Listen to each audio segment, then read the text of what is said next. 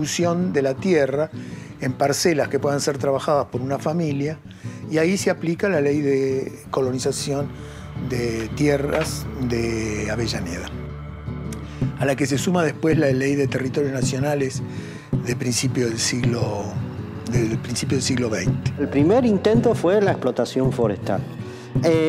Pero de todos modos ahí interviene el Estado Nacional en los años 70 y 80 y justamente junto con la explotación forestal busca canalizar ese poblamiento hacia la actividad agrícola. Entonces, es importante destacar eso porque en la primera etapa de la ocupación del Chaco, en un momento en que no estaban todavía dadas las condiciones necesarias para un desarrollo agrícola, el Estado va a tratar de canalizar, digamos, el proceso de ocupación hacia un tipo de colonización muy similar al que se está dando en Santa Fe, es decir, crear una estructura de pequeños y medianos productores. Una de las primeras corrientes que integran la clase trabajadora del Chaco fue el indígena proletarizado, al que después de haberle arrebatado los medios de subsistencia, como eran los ríos, los montes, la madera y los frutos, no le queda otra alternativa que conchavarse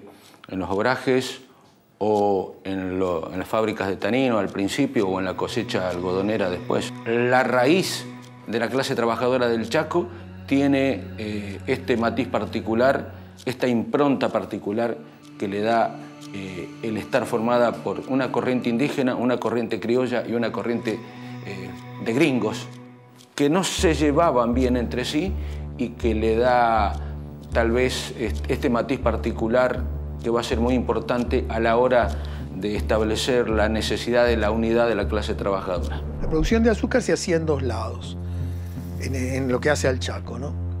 En el ingenio Las Palmas, que estaba ubicado en el mismo Chaco y que tenía indígenas asentados en sus tierras para contar con ellos cuando venía el momento de la cosecha, y los ingenios del noroeste, sobre todo de Salta y Jujuy. El ingenio azucarero Las Palmas representa el primer intento de agricultura y de industria en la provincia del Chaco. Los ingleses, Hardy y Noguer, los propietarios del ingenio azucarero Las Palmas, se instalan en el este de la provincia del Chaco a fines del siglo XIX, merced a una concesión enorme de tierras otorgadas por el Estado Nacional. Inician esto que fue el gran imperio azucarero Las Palmas, ¿no? Los hermanos Hardy estaban emparentados con los propietarios de algunos ingenios de Salta y Tucumán. Tanto en Las Palmas como en la forestal, las condiciones de trabajo van a ser prácticamente inhumanas, empezando por el pago en vales, que era, digamos, la moneda interna para manejo de la empresa y que equivalía a un jornal para los trabajadores, puesto que el vale por un kilo de yerba, por un kilo de pan o por un kilo de azúcar debía ser canjeado en la proveeduría de la misma empresa, que pertenecía a su vez a la empresa. Por lo tanto, el negocio de apoderamiento de lo que el trabajador incorporaba prácticamente se evadía en el término de una semana. Trabajando de sol a sol, mal alimentados, sin vivienda, teniéndose que trasladar de un lugar a otro, solo porque no podían venir con su familia, en medio de las alimañas, de las pestes, los calores, hizo que de pronto fuera creciendo, con la ayuda de los anarquistas y de los socialistas, en grado de conciencia y organización, que van a dar como resultado la formación del sindicato de oficios varios, con sede en Villa Guillermina y en Santa Ana y en los distintos lugares donde estaba la forestal. Los ingleses tenían la característica de conocer bastante bien la cultura indígena, a tal punto que utilizaban este conocimiento en sus modos de proceder con la población.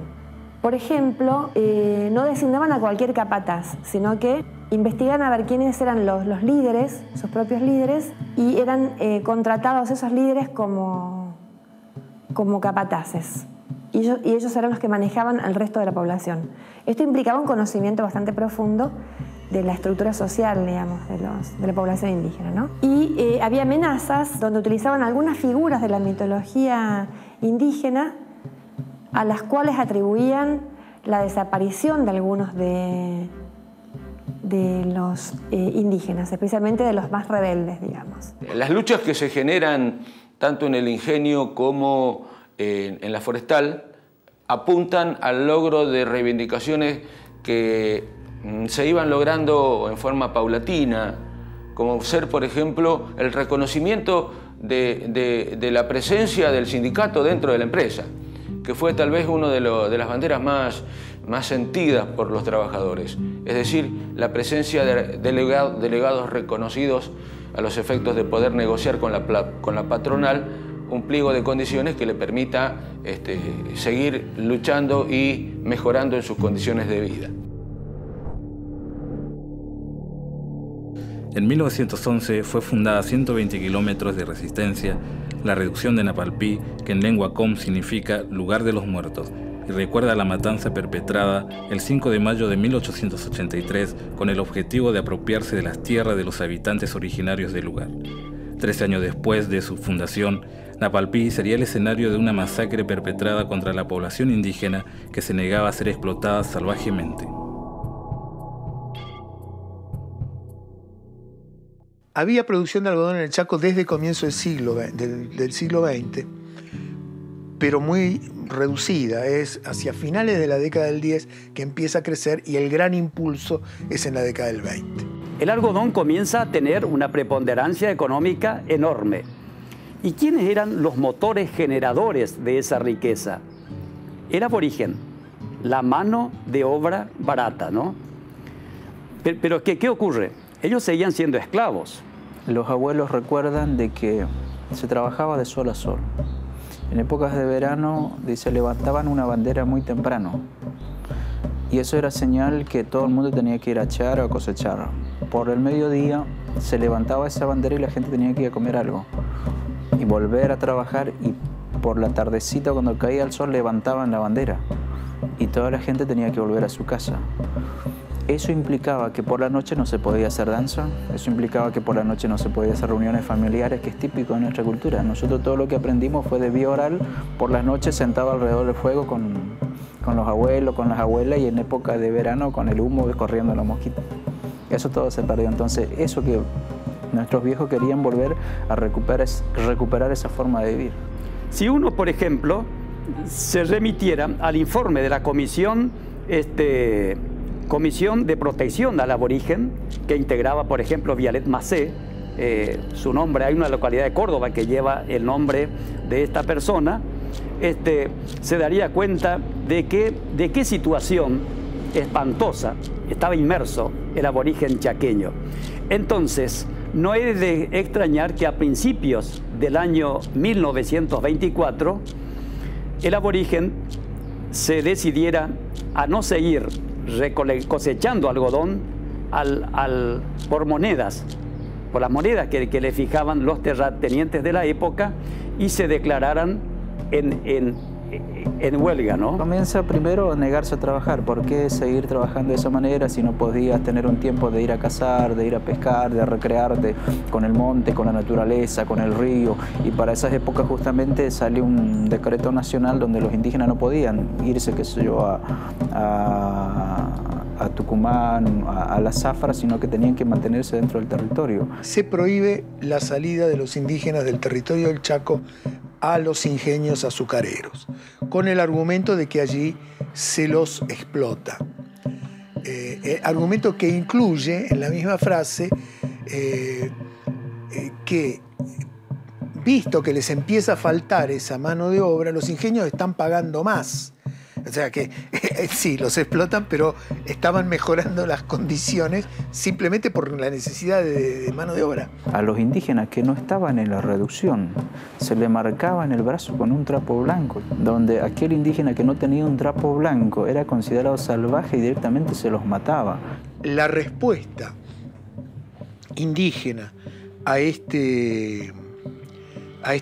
serie de medidas es lo que el gobernador en ese momento, el gobernador Centeno, califica de lo que empezó como una huelga, porque los indígenas empiezan a concentrarse en la reducción Napalpí y se niegan a ir a trabajar a otro lado. Se empiezan a concentrar. Se concentran ellos en un lugar que se llama Cañada Mocoví, hoy es conocida como Colonia Aborigen Chaco. En ese lugar, lamentablemente, se produce uno de los episodios más espantosos de masacre indígena que recuerde la historia argentina. El 18 de julio, un avión del Aeroclub Chaco despega de aquí de Resistencia, el avión como es Chaco 2, así era la denominación de ese aparato, para ubicar, decían, la exacta posición geográfica de los indios revoltosos, así eran denominados, para que al día siguiente 80 policías del entonces Territorio Nacional del Chaco los rodearan y los masacraran. Fue un día terrible, una mañana que la comunidad no lo esperaba. En sí, los que estaban en el movimiento de huelga no estaban preparados, como se largaron versiones de que tenían gente entrenada para matar, gente entrenada para defenderse. Eso es la pura mentira, ¿no? Uno ve el lugar geográfico donde ocurrieron los hechos, ni siquiera hay monte cercano. El monte más cercano está como a 1 kilómetro. Estaban en un aure, en un descampado, haciendo lo que mencioné recién, cantando, bailando, haciendo danza, agradeciendo a la naturaleza, la vida por las cosas que nos daba. Los indígenas pensaban que si bailaban las balas no les iban a hacer nada, con lo cual peor fue porque en lugar de esconderse o defenderse, que parece fueron muy pocos los que asumieron eso como un enfrentamiento, más bien bailaban y bueno, estaban ahí para que los tiraran. No podemos concebir tanta barbarie contra niños, contra ancianos, contra mujeres, que el único pecado que cometieron era adherirse a lo que sus mayores decían, no seguir trabajando en esas condiciones de vida, o lo que la civilización llamaba trabajo. Hoy creemos que todavía no hay justicia para los masacrados en Napalpí, y esa sangre está latente ahí pidiendo justicia, y creemos que son en los cientos de jóvenes y mayores y ancianos que hoy están, y esa misma sangre que se derramó en Napalpí en julio del 24 corre por nuestras venas y está demandando justicia. Fue la primera y única huelga agraria indígena del país, esa que fue finalmente ahogada a sangre y fuego.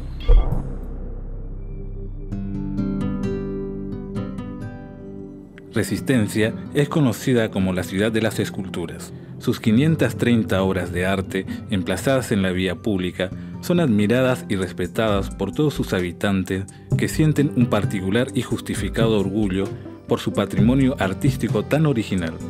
El impulso partió de Aldo Boglietti y el notable escultor Juan de Dios Mena, los fundadores del Fogón de los Arrieros.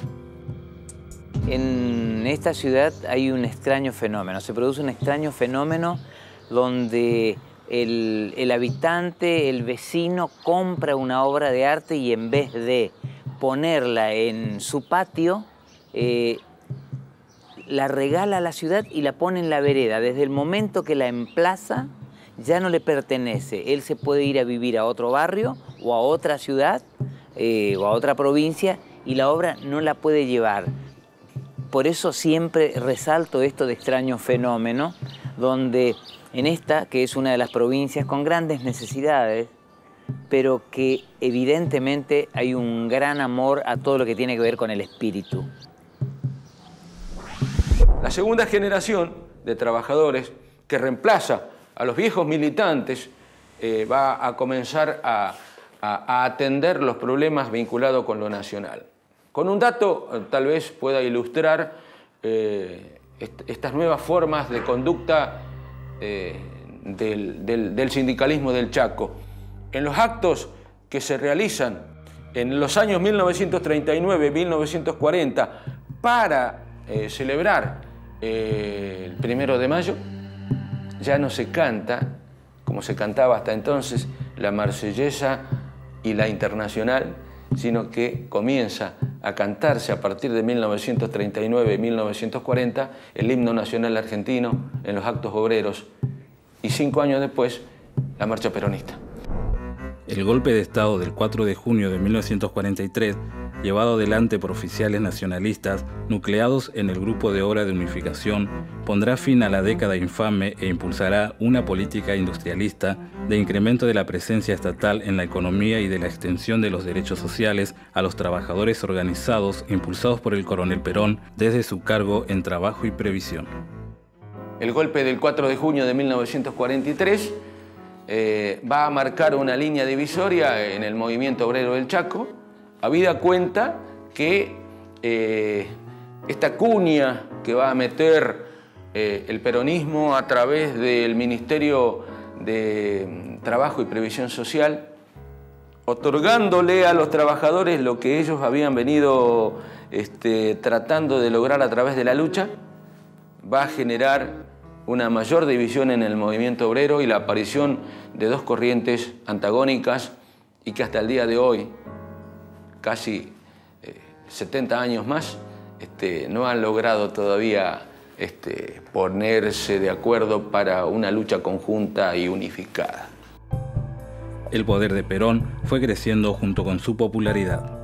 Las presiones de los factores de poder fueron tan intensas que Perón fue obligado a renunciar a principios de octubre de 1945.